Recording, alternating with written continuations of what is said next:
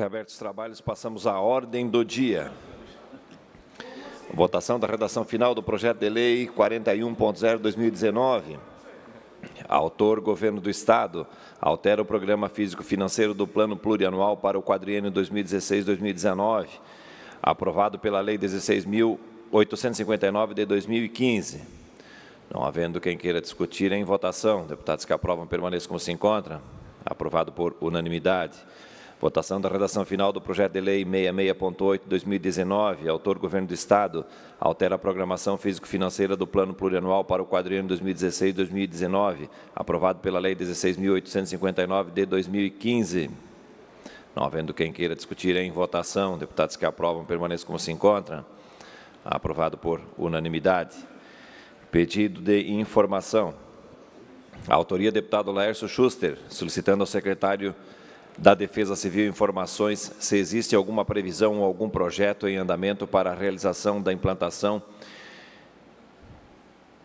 de dique no canal retificado e a construção de 2 comportas no rio Itajaí-Mirim, no município de Itajaí, e o melhoramento fluvial, por meio de um canal extravasor com 2 seções afluentes do rio Itajaí-Açu, no município de Blumenau, em discussão. Não havendo quem queira discutir, em votação. Deputados que aprovam permaneçam como se encontram. Aprovado por unanimidade. Pedido de informação 203, autoria deputado Fernando Krelink, solicitando ao secretário da Saúde informações acerca dos casos de tuberculose diagnosticados nos últimos 5 anos, em discussão. Não havendo quem queira discutir, em votação. Deputados que aprovam permaneçam como se encontram. Aprovado por unanimidade. Pedido de informação 204, autoria deputado Fernando Krelink, solicitando ao secretário de Estado da Casa Civil informações acerca de como o Poder Executivo planeja incrementar o fomento ao sistema esportivo de Santa Catarina em caso de revogação da Lei 13.336, de 8 de março de 2005. Em discussão. Não havendo quem queira discutir, em votação. Deputados que aprovam permaneçam como se encontram. Aprovado por unanimidade. Moção 229, autoria do deputado Neudi Sareta, manifestando solidariedade com as 70 famílias que foram retiradas de suas propriedades devido ao alagamento da usina hidrelétrica de São Roque, do Rio Canoas, no município de Vargem, e que até o momento não foram indenizadas. Em discussão. Não havendo quem queira discutir, em votação. Deputados que aprovam permaneçam como se encontram. Aprovado por unanimidade. Moção 230, autoria do deputado Fernando Krelink, apelando ao presidente da República e ao ministro da Saúde pelo reajuste em caráter emergencial da tabela do SUS para os hospitais filantrópicos e para os médicos que neles prestam seus serviços. Em discussão. Não havendo quem queira discutir, em votação. Deputados que aprovam permaneçam como se encontram. Aprovado por unanimidade. Esta presidência comunica que defere os seguintes requerimentos. Requerimento 509 a 510, autoria do deputado Neudi Sareta. Requerimento 511, autoria do deputado Nilson Berlanda. Requerimento 512, autoria do deputado Felipe Estevão. Requerimentos 513 a 517, autoria do deputado Luiz Fernando Vampiro. Requerimentos 518 e 523, autoria do deputado Fernando Krelink. Requerimentos 519 e 522, autoria do deputado Valdir Cobalcini. Esta presidência comunica que encaminhará aos destinatários, conforme determina o regimento interno, as seguintes indicações. Indicações 655 a 657, autoria do deputado Neudi Sareta. Indicações 658 a 660, autoria do deputado Nilson Berlanda. Indicações 661 a 663, autoria do deputado Milton Robos. Indicações 664 e 665, autoria do deputado Fernando Krelink. Indicação 666, autoria do deputado Márcio Machado. Indicações 667 a 668, autoria do deputado Fabiano da Luz. Fim da ordem do dia, passamos às explicações pessoais. Pelo tempo de até 10 minutos, com a palavra o deputado Bruno Souza.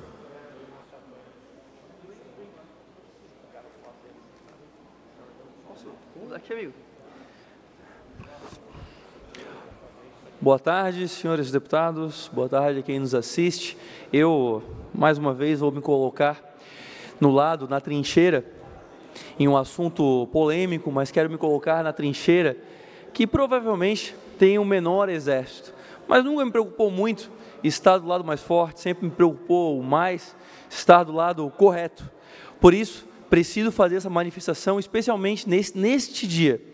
Primeiro, quero começar ressaltando que o ministro da Educação fez uma tremenda lambança e deveria ser demitido pela sua falha de comunicação e todo o problema que adveio de algo necessário.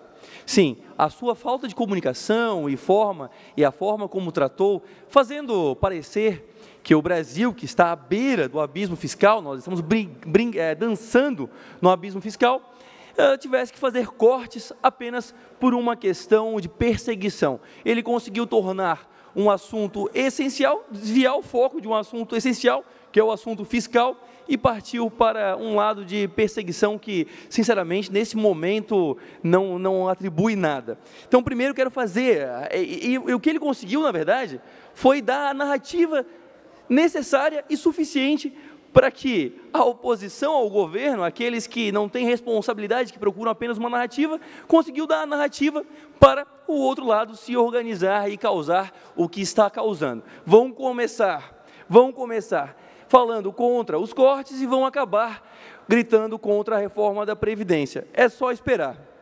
E, senhores, quero começar com uma frase que eu gosto muito e que talvez sirva melhor do que em qualquer outra situação, mas só eu já dizia: a primeira regra da economia é a escassez, a primeira regra da narrativa política é ignorar a primeira regra da economia, e é exatamente isso que acontece no Brasil hoje. Eu quero trazer alguns dados, justamente hoje, no dia que é da greve dos estudantes.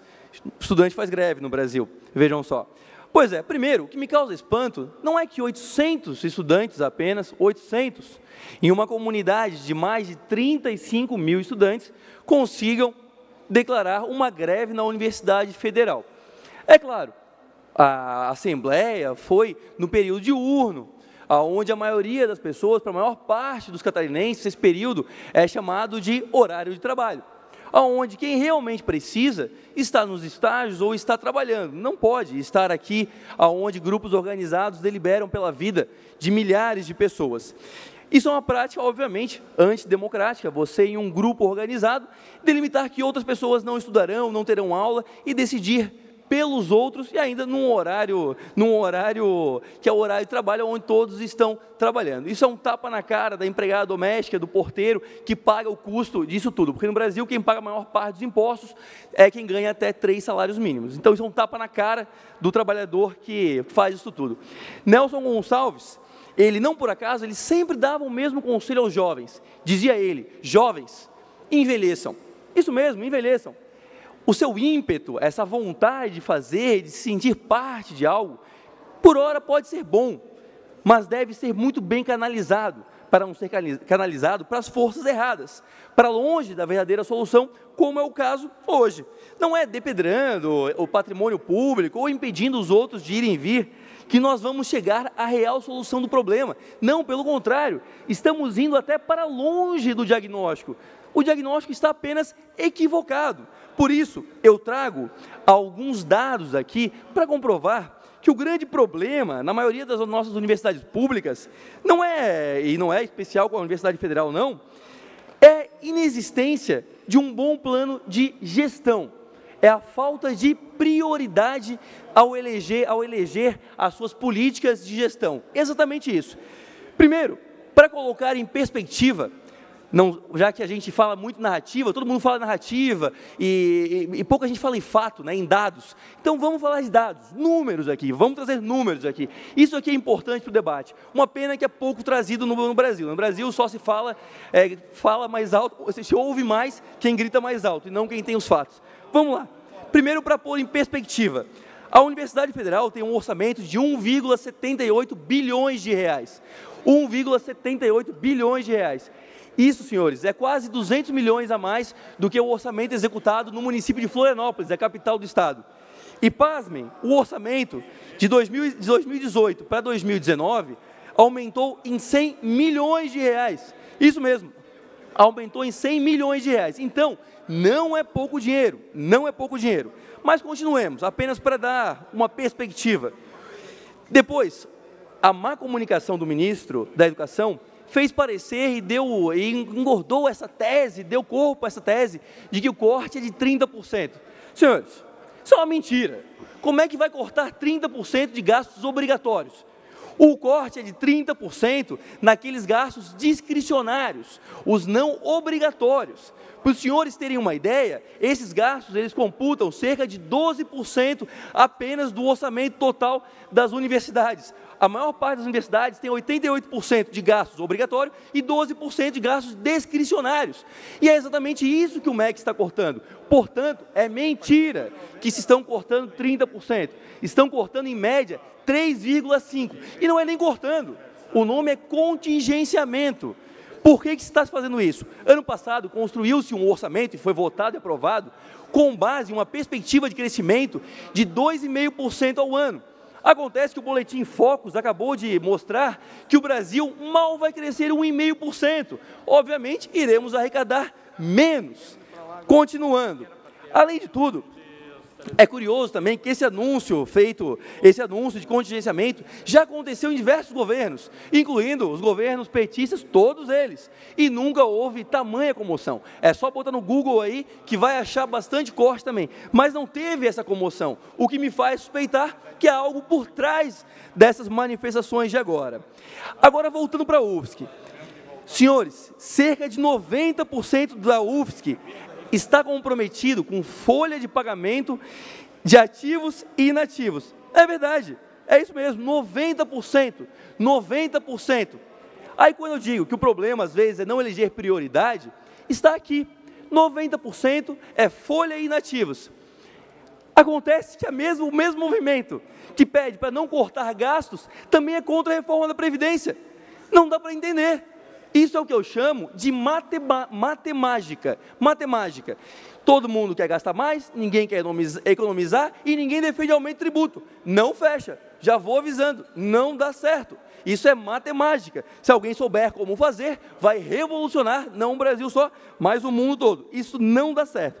Ainda, senhores, como se não bastasse, 97,78% dos recursos da UFSC são transferências do governo federal. Como é que pode a Universidade Federal, que gera tanto valor em pesquisa, em ciência, depender tanto apenas do governo? Não ter convênios, não conseguir fazer outras formas de ter um plano de arrecadação diferente desse. Em resumo, senhores, ficou muito fácil depender do governo para quase tudo, não ter um plano de gastos, realmente, não eleger as prioridades, ser contra todas as pautas de economicidade, como, por exemplo, a reforma da Previdência, que, aliás, só para os senhores terem uma base, a Previdência no Brasil custa 6,5 vezes o que custa a educação. 6,5 vezes. A diferença entre os dois é que Previdência é gasto obrigatório, educação não.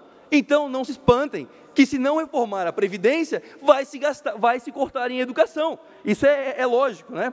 Mas ficou muito fácil agora para as universidades virem aqui reclamar e não elegerem as prioridades. Está na hora da gente ter gestão. É isso mesmo, gestão, eleger bem as prioridades. Porque o que não dá é bater na porta do governo, sempre pedindo por mais recurso, e tendo uma folha de ativos e inativos de 90%, e eu continuar só gastando. Não, senhores, não dá. O bloqueio das verbas de 3,4%, eles podem sim comprometer o funcionamento da UFSC, mas não é a causa determinante, como eu falei. A causa é que a própria universidade não está sabendo alocar da forma mais eficiente para manter o seu funcionamento. Justamente isso. Poderiam, eu suponho, ter os recursos quase infinitos, que mesmo assim, mesmo sendo infinitos, ainda, no final, iria haver mais pedido e iria haver prejuízo. Se não eleger prioridade, vai ser sempre isso, e matemática não existe. Nós vamos continuar com isso, enquanto ficarmos acreditando que todo mundo pode pedir por mais gastos, não cortar em lugar nenhum, e não economizar em lugar nenhum. A universidade deveria aderir à pauta da reforma da Previdência urgentemente, porque aí sim nós estaríamos diagnosticando o problema real e atacando, porque senão esse problema aqui só vai se expandir. Ano que vem é a mesma coisa. Nós estamos dançando na beira do abismo fiscal. Acordem. Ainda em explicações pessoais, pelo tempo de até 10 minutos, com a palavra o deputado Valdir Cobalcini.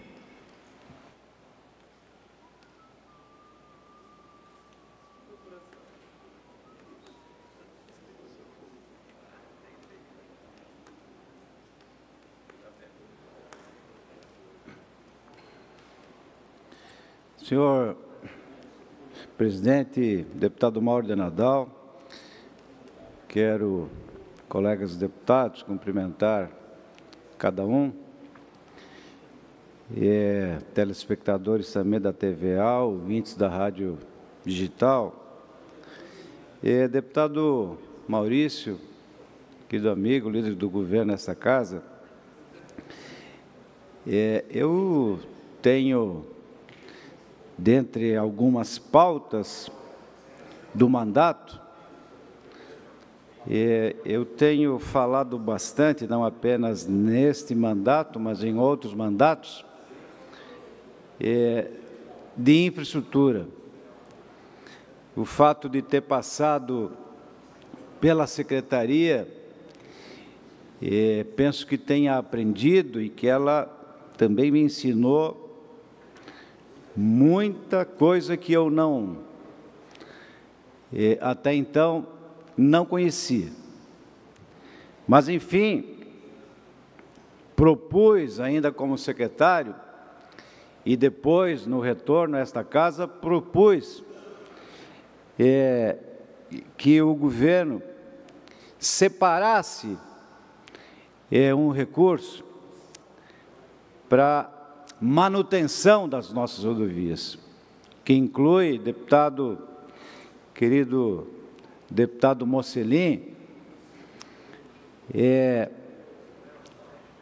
que inclui, além do pavimento, a roçada, a sinalização na pista, as placas, hoje escondidas atrás do mato, infelizmente,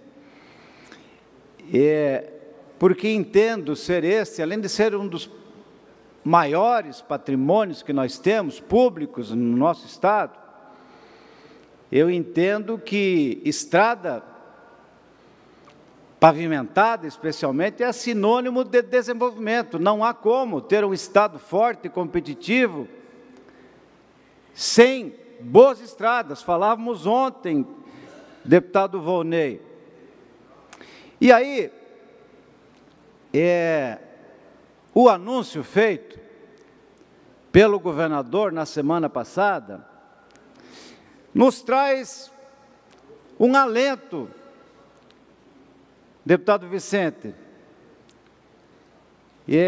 que reclama de que lá na sua região, a SC 108, durante uma enxurrada, levou parte da rodovia e o Estado não consegue em 3 meses ou 4 meses fazer a restauração. Então é necessário que o Estado aloque recursos e quando de uma emergência como essa, em uma semana, tem que estar restabelecido o tráfego.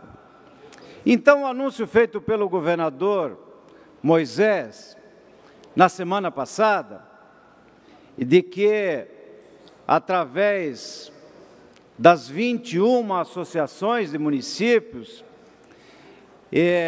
via consórcios, o Estado fará uma parceria para a manutenção das nossas rodovias. Algumas delas, deputado Mauro, deputado Sopelsa, me refiro aqui, deputado Sareta, deputado Fabiano, deputado Maurício, deputado Mocelin, deputados que têm sua principal base eleitoral no oeste de Santa Catarina, e me parece que nessas regiões, extremo, oeste, meio oeste, é que estão os piores trechos, assim como era uma vez a rodovia dos móveis, deputado Silvio. Quantas vezes Vossa Excelência cobrou providências do governo? Então, este anúncio, que eu ainda não consegui entender bem, deputado Padre Pedro, lá da nossa querida Guaraciaba, eu não consegui ainda, e acho que o secretário, hoje eu não pude comparecer à reunião da bancada do Oeste, quando um prefeito representou os demais prefeitos e trouxe explicações. Pena que eu não pude comparecer e não tenho essas informações. Talvez, se eu tivesse, seria desnecessária a minha presença na tribuna hoje. Mas eu gostaria de entender bem quais são os critérios. Tem rodovias que tem uma amplitude maior, que cortam uma região inteira, como, por exemplo, a 283, que vai da 153 até Itapiranga. Como fazer, como os municípios, como os prefeitos, como as associações de municípios farão a recuperação? Quem é que, por exemplo, vai cuidar de um ponto crítico?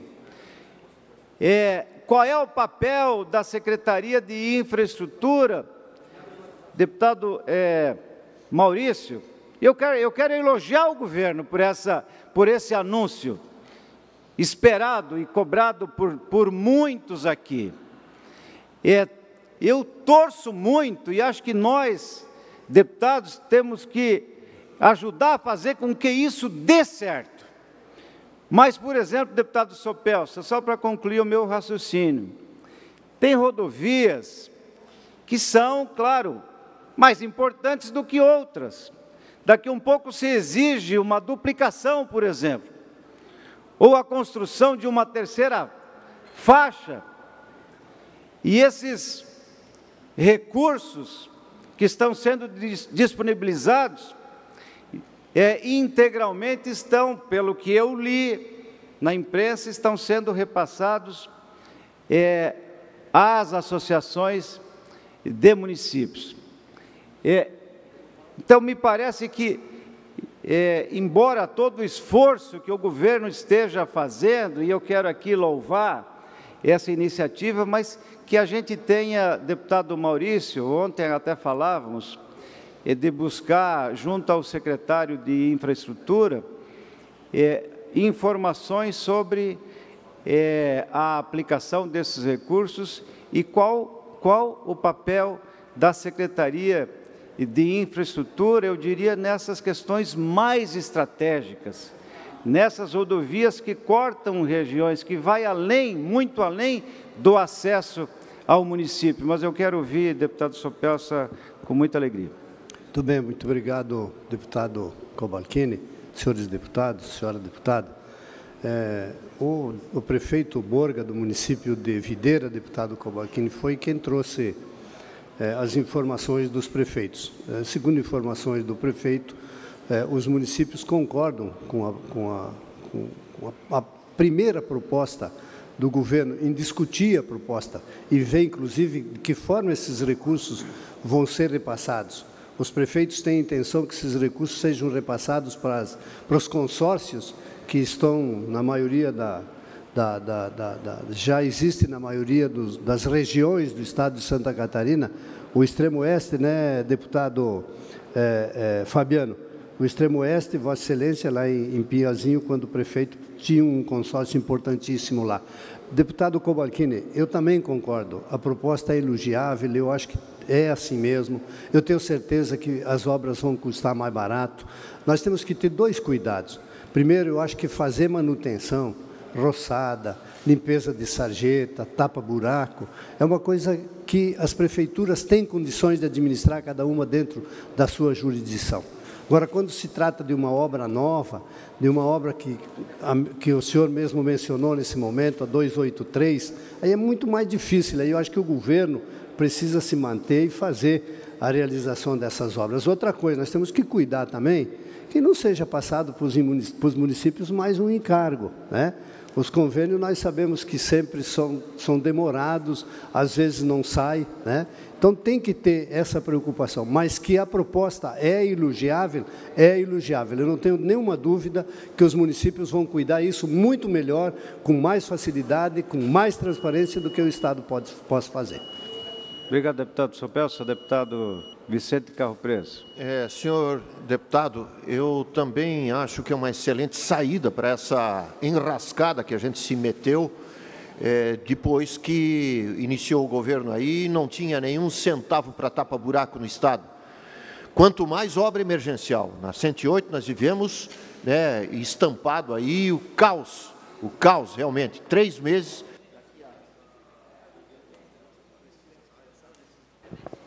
Mais 30 segundos para concluir. 3 meses para consertar uma rodovia que desbarrancou devido às chuvas intensas, é muito tempo, é muito tempo. 45 dias previstos para iniciar a obra e mais 6 meses para terminar uma obra pequena como aquela. Realmente temos que agilizar. Obrigado. E para concluir, deputado Maurício, eu quero reconhecer todo o esforço que o governo vem fazendo, inclusive... Mais 30 segundos, deputado.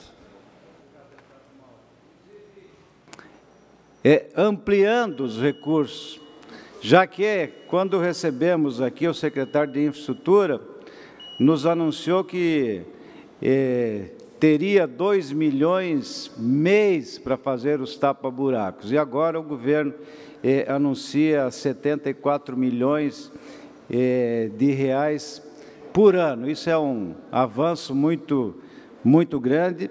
Nós vibramos e aplaudimos a decisão.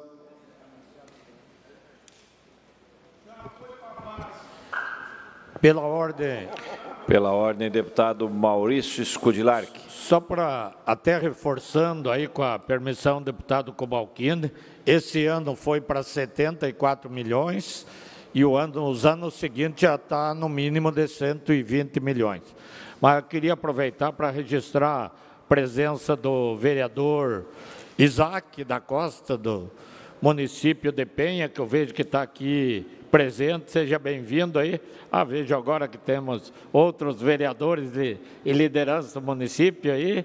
Satisfação em revê-los. E também registrar a presença do vice-prefeito de Itaiópolis, o Álvaro, junto com o vereador Coquinho, com o Curte, que é um canoense que hoje mora em Itaiópolis, meu amigo de infância, e outras lideranças que estão aí na casa. Então, sejam todos bem-vindos e está feito o nosso registro, senhor presidente. Ainda em explicações pessoais, pelo tempo de até 10 minutos, com a palavra, deputado Vicente Caro Preso.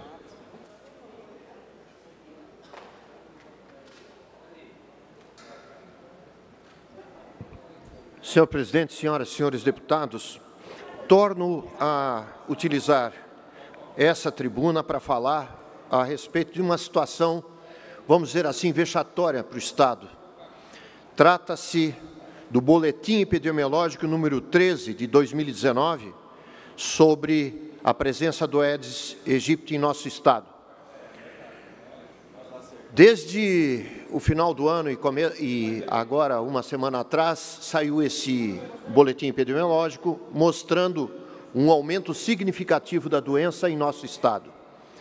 Anteriormente, isso era praticamente um apanágio do oeste do Estado, não é mais. Pinhalzinho, alguns anos atrás, que deteve praticamente o bastão de número 1, soube debelar essa epidemia com sabedoria e seguindo as regras básicas de como combater esse problema. É um problema que atinge a toda a comunidade, não é responsabilidade apenas do prefeito e do secretário de saúde, é sim da capacidade das autoridades locais de mobilizarem a sociedade e colocar responsabilidade em cada um dos habitantes daquela cidade. Por quê? Porque a hora que é estampado nos hospitais, nos jornais, a condição de uma epidemia, fica difícil. Como é que vai movimentar a economia? Como é que vai chamar para desses balneários famosos de Santa Catarina, que hoje detém o bastião de número 1 da dengue? Como é que vai puxar para lá o movimento dos restaurantes, movimento nos hotéis, a venda de imóveis, tocar para frente a indústria da construção, Como é que faz essa situação? E hoje nós temos, no número 1 dessa situação, o município de Itapema. São 135 casos. O segundo, Camboriú. O terceiro, Cunha-Porã. E o quarto, Porto Belo. Realmente inverteu a coisa. O nosso litoral, que são essas cidades, fora Balneário Camboriú, que mais recebe as pessoas, hoje está com esse problema. Em 2017, quando nós pegamos e recebemos o apelo do chefe, do diretor de vigilância epidemiológica, nós saímos em cada um dos municípios infestados, mais infestados, onde que colocava realmente em risco a previsão de uma epidemia ou de aumento de casos de dengue, e fomos em cada um dos prefeitos. Parece que foram 12 municípios importantes, desde o oeste, extremo oeste, e aqui no nosso litoral, aonde já despontavam. E justamente Itapema despontava naquela época, em 2017, fizemos uma visita para todas as pessoas, e o que a gente deixou lá? Mantenha a sua sala de situação, ou seja, uma sala de estar alerta epidemiologicamente, e acompanhe, e acima de tudo, oriente a sua população, movimente a sua população, estimule os clubes de serviço e todos que possam estar na rua para ajudar a debelar esse problema, que na realidade é uma vergonha para nós. É uma vergonha, de novo, nós estarmos aí colocados no jornal por falha realmente de coisas básicas, de situações simples de resolver, mas que se revertem nessa dificuldade. Felizmente, não foram notificados, não foi notificado nenhum caso de morte por isso. Mas, volto a dizer, isso não tarda a acontecer, né? Porque, estatisticamente, eles ocorrem, e tomara que isso não venha a ocorrer, e tomara que essas lideranças, os prefeitos, os secretários de saúde, possam ter a consciência suficiente para conseguir debelar essa situação, que não é uma situação difícil.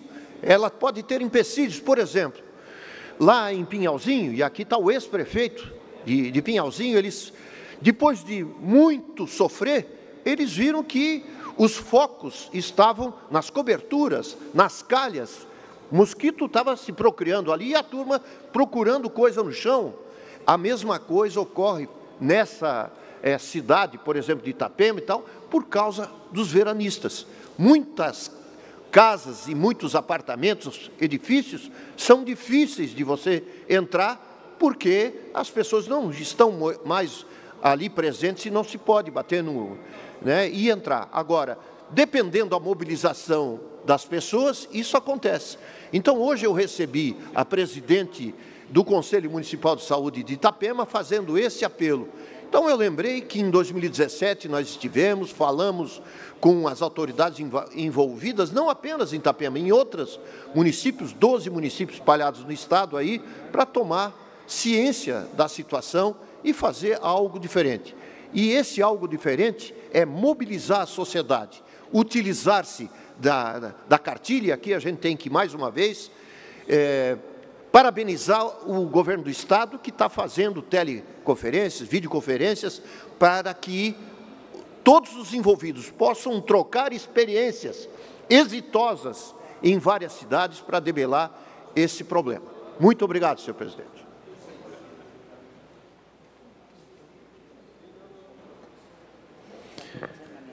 Não havendo mais oradores inscritos, esta presidência, antes de encerrar a sessão, convoca outra ordinária para amanhã, no horário regimental. Está encerrada a presente sessão. Antes mesmo, comunico a todos os colegas deputados que às 17 horas nós teremos aqui no plenário a leitura do voto proferido nas 3 comissões. Voto este atinente à reforma administrativa. Então, estão todos convidados a participar e a debater. Está encerrada a presente sessão.